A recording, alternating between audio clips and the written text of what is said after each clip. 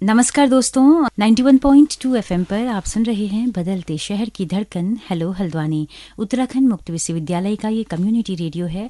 Tourism पर आज हम बात करने वाले हैं, एक बहुत ही खास पक्ष पर टूरिज्म के कि पोस्ट कोविड के बाद जो एकदम धड़ाम से गिर गई थी टूरिज्म इंडस्ट्री, उसका क्या हाल अभी है, क्या फिर से एक बूम पर आ रहा है टूरिज्म उद्योग, कहाँ कहाँ किस किस तरह से सफ़र कर रहा है। इस पूरी यात्रा को बताएंगे, समझाएंगे उत्तराखंड मुक्त विश्वविद्यालय में डिपार्टमेंट ऑफ टूरिज्म में assistant professor doctor Akhilesh ji.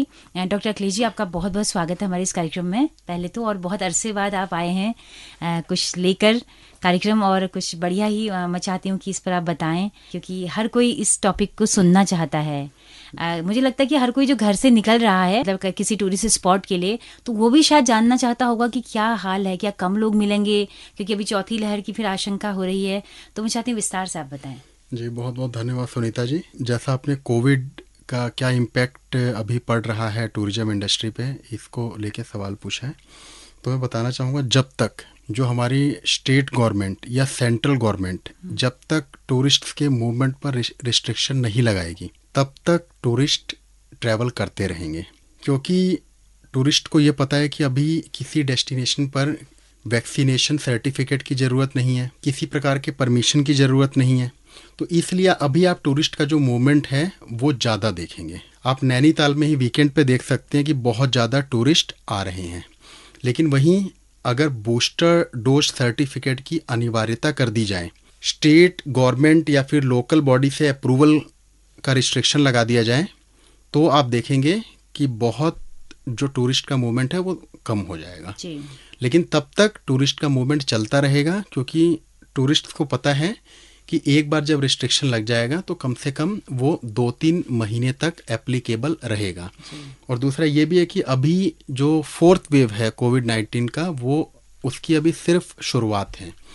और ये जैसा कि साइंटिस्ट्स ने कहा है और आईआईटी कानपुर के विशेषज्ञों ने कहा है कि ये कम से कम सितंबर तक रहेगा। और ये जो पूरा पीरियड है ये हमारे डोमेस्टिक टूरिज्म का पीक सीजन है।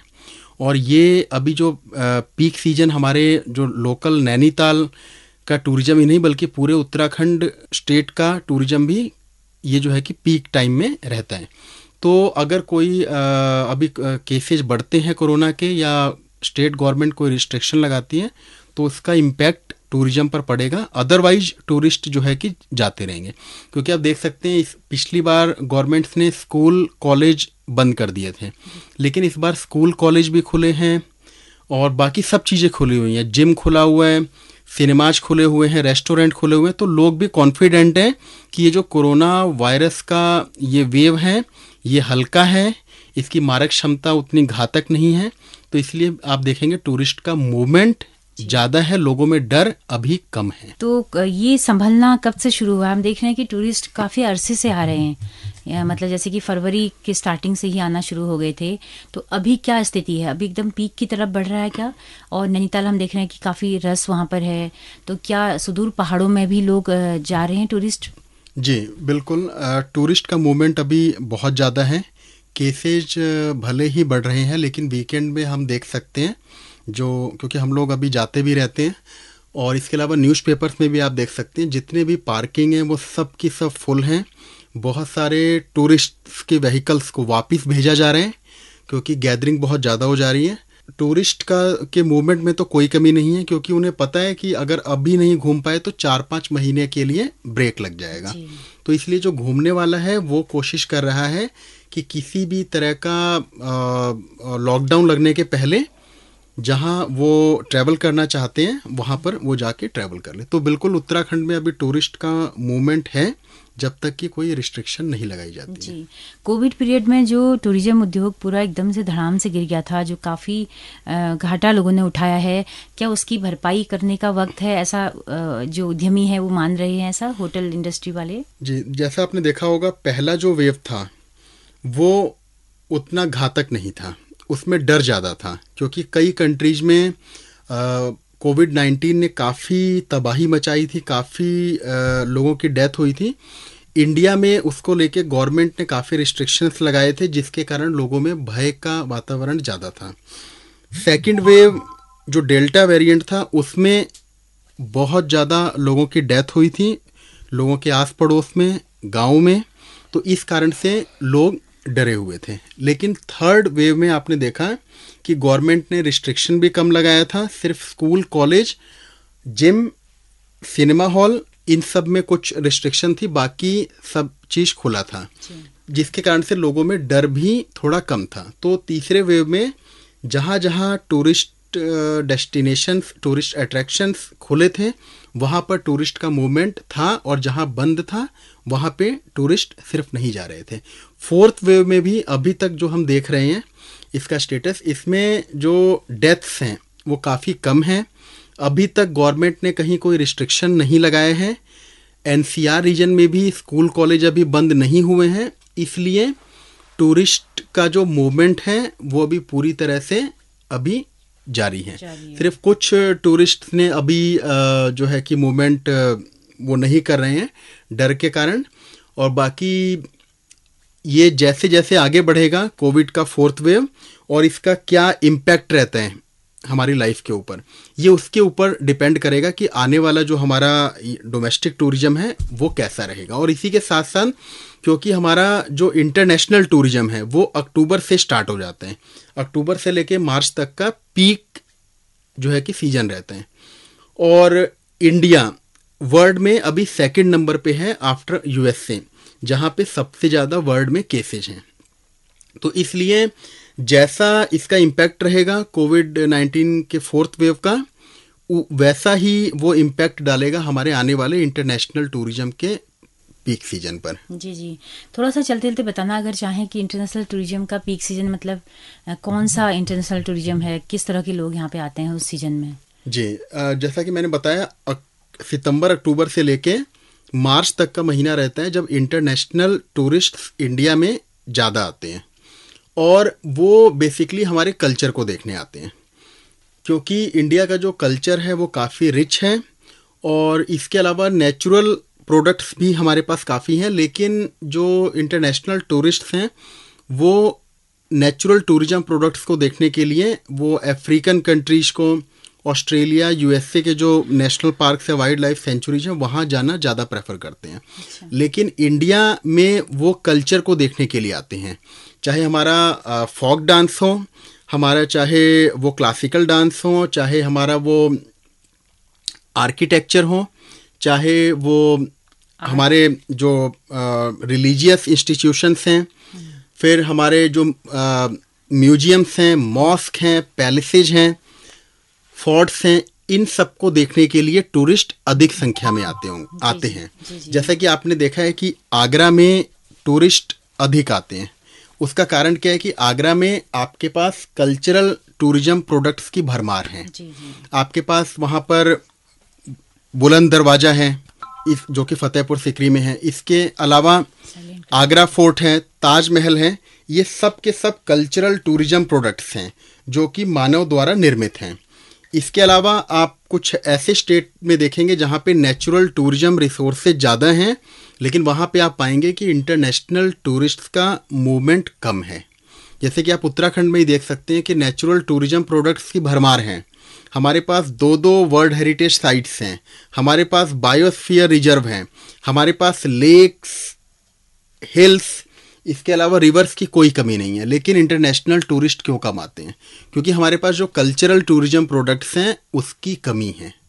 यही एक कारण है कि उत्तराखंड में इंटरनेशनल टूरिस्ट का मूवमेंट कम रहता है बनिस्बत डोमेस्टिक टूरिज्म के। जी जी जी, अखिलेश जी, कोविड के वक्त पे होटल इंडस्ट्री में काम करने वाले जो तमाम सारे पहाड़ के जो बच्चे थे वो एकदम घरों को वापस लौट गए थे, और ये उम्मीद जताई जा रही थी उस वक्त कि शायद पहाड़ में कुछ रोजगार खुलेंगे तो वो लोग वहीं टिकेंगे, वहीं उनको कुछ काम मिल जाएगा।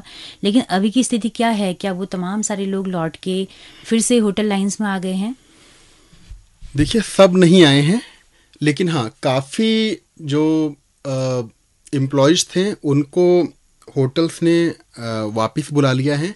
बहुत से ऐसे, अगर मैं ट्रैवल एजेंसी की भी बात करूं, क्योंकि उत्तराखंड के बहुत से जो युवा हैं वो ट्रैवल एजेंसीज में भी काम करते थे, तो जो इंटरनेशनल डिपार्टमेंट्स में काम करते थे, जैसे कि इनबाउंड, आउटबाउंड डिपार्टमेंट हो गया, तो उसके जो एम्प्लॉयज़ थे उन्होंने काम करना शुरू कर दिया डोमेस्टिक डिपार्टमेंट में, क्योंकि डोमेस्टिक डिपार्टमेंट जो है वो जैसे ही कोविड का इम्पैक्ट ख़त्म होता है वो फिर से चालू हो जाते हैं, फिर से अपने पीक पे आ जाते हैं। तो वो सभी लोग शिफ्ट हो गए डोमेस्टिक में, और इंटरनेशनल क्योंकि डाउन है, वो बहुत बहुत ज़्यादा जो है कि नाम मात्र का बस चल रहा है, तो इस कारण से वो सब उसमें आ गए। होटल भी हैं तो होटल भी अब चल चुके हैं, तो मैक्सिमम को जॉब मिल चुका है। इसके अलावा जिन्होंने अपना जॉब चेंज कर लिया था, बहुत से, जैसा हमने देखा कि जो हमारे साथी थे, हमारे स्टूडेंट्स थे, उन्होंने क्या किया कि अपना जॉब छोड़ के कुछ और करने लगे। किसी ने अपना बिजनेस खोल लिया, किसी ने पहाड़ पे ही अपना होम स्टे खोल लिया, किसी ने अपना घर के पास ही दुकान खोल लिया। तो ऐसे लोग तो वापस जो है कि नहीं जाना चाहते हैं, लेकिन इसके अलावा बहुत से लोगों को वापस कंपनी ने बुला लिया है।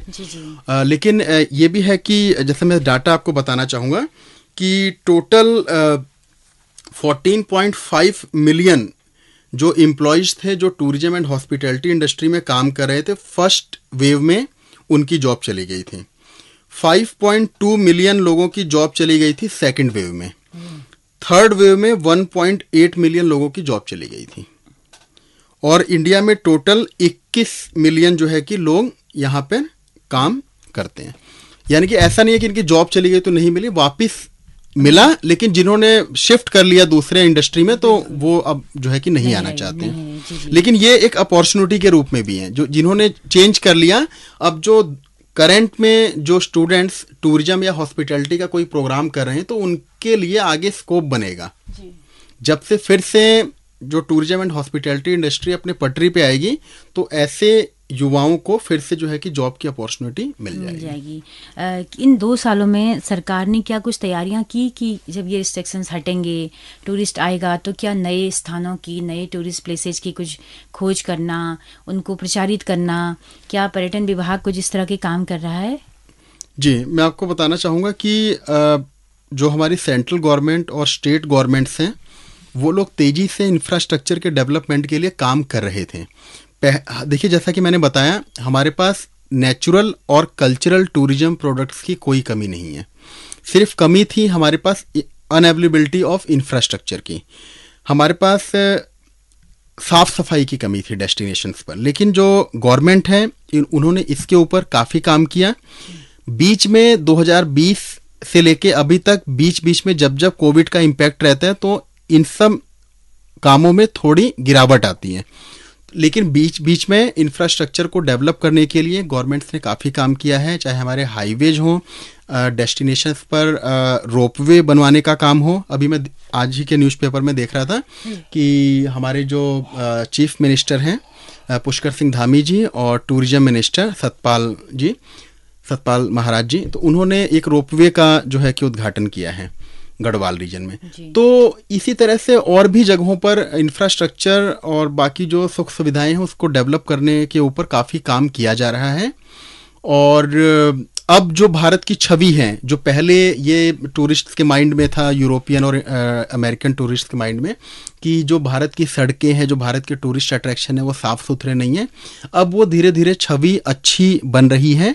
क्योंकि स्वच्छता को लेके भी हमारे केंद्र सरकार और राज्य सरकारों ने बहुत काम किया, बहुत अवेयरनेस के कार्यक्रम चलाए, जिसको लेके अब आप देखेंगे रेलवे स्टेशन, हमारे डेस्टिनेशंस, एयरपोर्ट्स वगैरह काफ़ी आपको साफ़ सुथरे मिलेंगे। तो इसका इम्पैक्ट पड़ता है, क्योंकि बहुत सारे आप ऐसे कंट्रीज भी देख सकते हैं जहाँ पे टूरिज्म प्रोडक्ट्स की बहुत कमी है, लेकिन वहाँ का इंफ्रास्ट्रक्चर काफ़ी स्ट्रांग है, और वहाँ के इंफ्रास्ट्रक्चर को देखने के लिए ही टूरिस्ट जाते हैं। तो इंडिया में क्या है कि कल्चरल और जो नेचुरल टूरिज्म प्रोडक्ट है उसकी तो अधिकता है, लेकिन इंफ्रास्ट्रक्चर पुअर था, सड़कें, डेस्टिनेशन सब गंदे थे, और इसी की फिर वो जो है कि जब टूरिस्ट देख के जाता था तो वो चर्चा करता था। तो इससे जो है कि काफ़ी टूरिज्म बढ़ा है और हमारी रैंकिंग भी काफ़ी कम हुई है। तो ये कुछ चेंजेस हुए हैं। इसके अलावा जैसे कि मैं आपको और बताना चाहूँगा कि पहले जो हमारे टूरिज्म डेस्टिनेशन होते थे, जैसे मैं अगर नैनीताल की ही बात करूं, कि नैनीताल में जो टूरिस्ट है वो मार्च से लेके जून जुलाई के महीने तक ज़्यादा आता था। नैनीताल हो गया, मसूरी हो गया, लेकिन अभी हम देखते हैं पिछले 3 साल में कि अगर मान लीजिए ये कोविड का इम्पैक्ट चलता है सितंबर तक, तो आप देखेंगे कि अक्टूबर से लेकर दिसंबर तक टूरिस्ट बहुत ज्यादा आएंगे। अच्छा। उतने ही आएंगे जितने पीक सीजन में आते थे। सीजन में आ रहे तो हैं। टूरिस्ट का ये है कि जब मौका मिले अगला वेव आने के पहले वहां पर ट्रेवल कर लो जाके। तो ये हम देख रहे हैं कि जो 24 मंथ से वहां पे जो है कि टूरिस्ट का मूवमेंट स्टार्ट हो गया है डेस्टिनेशंस पर। तो अब भी एक अच्छी पहल है। जी, अच्छी सीजन खबर का है। कोई ज्यादा इम्पैक्ट नहीं पड़ रहा है। जी जी। इसके अलावा आप देखेंगे कि होटल्स में जो टूरिस्ट चेक इन करते हैं वो ये कंफर्म कर लेना चाहते हैं कि जो बेडशीट है बेड की वो बदली है कि नहीं बदली है। अच्छा। कि बड़े होटल्स में तो बदला ही जाता है, लेकिन जो मॉडरेट या जो लो बजट कैटेगरी के होटल्स हैं वहां पे जनरली अगर कोई गेस्ट कम समय के लिए रुका है तो जनरली चेंज नहीं करते हैं। तो टूरिस्ट अभी आश्वस्त हो जाना चाहते हैं। इसके अलावा आपको मिलेगा कि जगह जगह आपको सैनिटाइजर की सुविधा मिलेगी। हाँ, तो एहतियात बरत रहे हैं। बिल्कुल। जी जी। तो ये कुछ जो है कि बदलाव है जो टूरिज्म इंडस्ट्री और हॉस्पिटैलिटी इंडस्ट्री में हम देख सकते हैं। जी जी। क्या जो टूरिस्ट है उसका जो मकसद है, क्या उसमें भी कुछ बदलाव आए हैं? मतलब जैसे कि टूरिस्ट कुछ तो एंजॉय करने के लिए, पहाड़ की ठंडी हवा गर्मी में खाने के लिए आते हैं यहाँ पर। क्या धार्मिक टूरिज्म भी बढ़ा है या उस दिशा में भी कुछ काम हो रहा है? देखिए, एक व्यक्ति को जो प्रोडक्ट सेटिस्फाई करता है वो उसी प्रोडक्ट को परचेज करता है। तो अगर मान लीजिए मुझे रिलीजियस अट्रैक्शंस देखने अच्छे लगते हैं, तो ऐसा नहीं है कि मैं अब कोविड के कारण कुछ और कहीं और घूमना शुरू कर दूंगा। जी जी। मैं जाऊंगा उन्हीं जगहों पर, लेकिन बस मैं इंतजार करूंगा उपयुक्त समय का। जी। ये है। तो टूरिज्म प्रोडक्ट वही है जो जिस कैटेगरी के टूरिस्ट को सेटिस्फाई करते हैं वो उसी को देखने जाते हैं। कोई टूरिस्ट हो सकता है कि उसको नेचुरल जो अट्रैक्शंस हैं वो अच्छे लगते हैं, उसको जो है कि बर्ड वॉचिंग करना अच्छा लगता है, तो वो जो वाइल्ड लाइफ सेंचुरीज हैं, हमारे बर्ड सेंचुरीज हैं, वहां जाएगा। वैसे डेस्टिनेशन खुद ही खोज लेगा। बिल्कुल। किसी को हिल स्टेशन अच्छा लगता है तो वो हिल स्टेशन पर ही जाएगा। किसी को फोर्ट्स एंड पैलेसेस देखने का शौक है तो वो वहीं जाएगा। ऐसा नहीं कि कोविड के कारण उसका कुछ ये चेंज हो जाएगा। जी जी। बाकी धार्मिक टूरिज्म ये है कि जब कपाट खुलेंगे बिल्कुल चार धाम के, उस वक्त उनका बिल्कुल उस समय आएंगे ही आएंगे टूरिस्ट।